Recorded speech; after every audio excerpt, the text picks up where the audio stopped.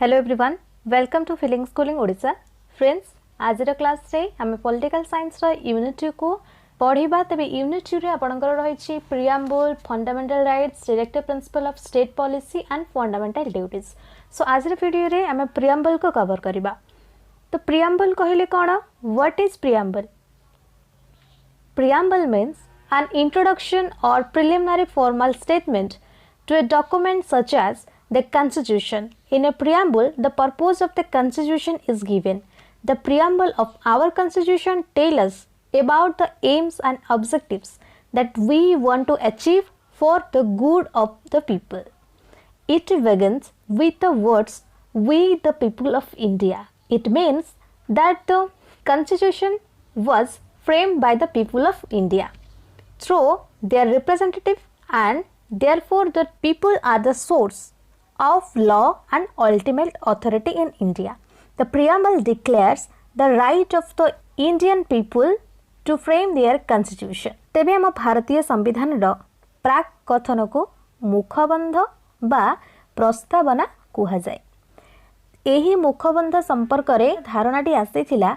प्रथमे यह केउठारु आसीथिला बा काहाको अनुसरण करी होइथिला? प्रथमे अमेरिका संविधान को अनुसरण करा जाइथिला।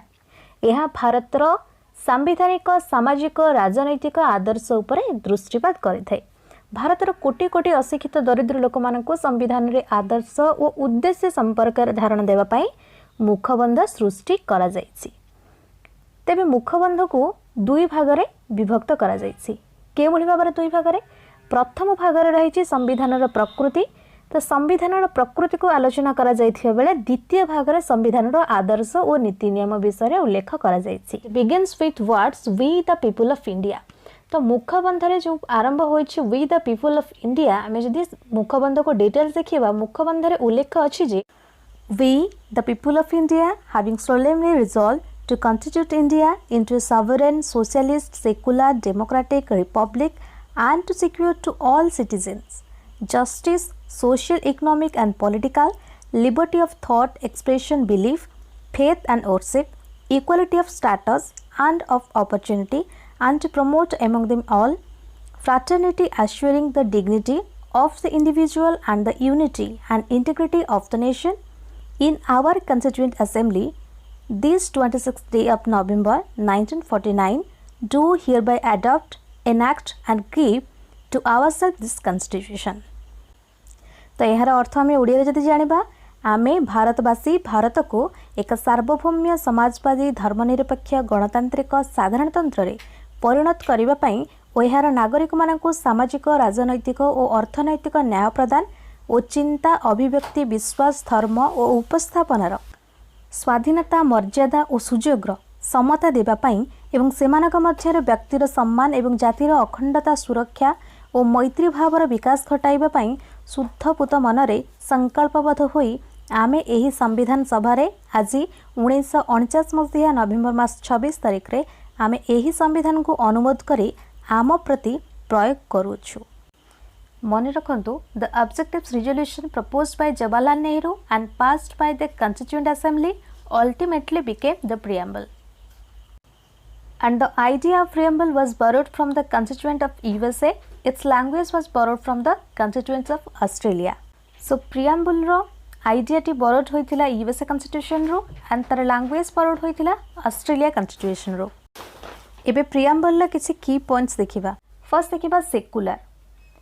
The word secular mention in the preamble means that there is no state or official religion in India. The governments of our country does not favor any particular religion. It treats all people alike irrespective of their religious belief. All citizens have the freedom to follow and preach any faith or religion. So आम संविधान रो मुखबंध रे जो मौलिक नीति रही सेथि मध्यरु secular बा धर्म निरपेक्ष राष्ट्र। मुखबंध रे भारत को एक धर्म निरपेक्ष राष्ट्र रूपे वर्णना करा जायछि। 1976 रे 42तम संविधान संशोधन पर भारत को एक धर्म निरपेक्ष राष्ट्र रूपे घोषणा करिछि। तेबे धर्मगत स्वाधीनतार अधिकार माध्यम रे नागरिक मानकु जे कोनोसी धर्म ग्रहण, प्रचार, प्रसार पई स्वाधीनता प्रदान करा जायछि। राष्ट्र छोट बा बड़ सबु संप्रदाय को समान सुजोग प्रदान करिथाए।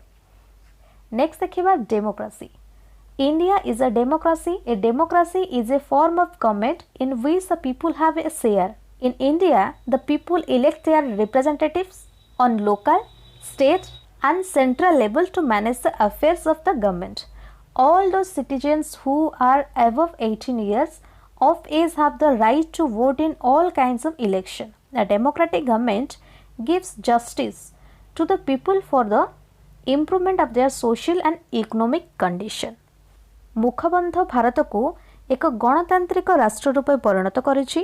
भारत रे प्रतिनिधिमूलक गणतांत्रिक शासन प्रवर्तित होइछि।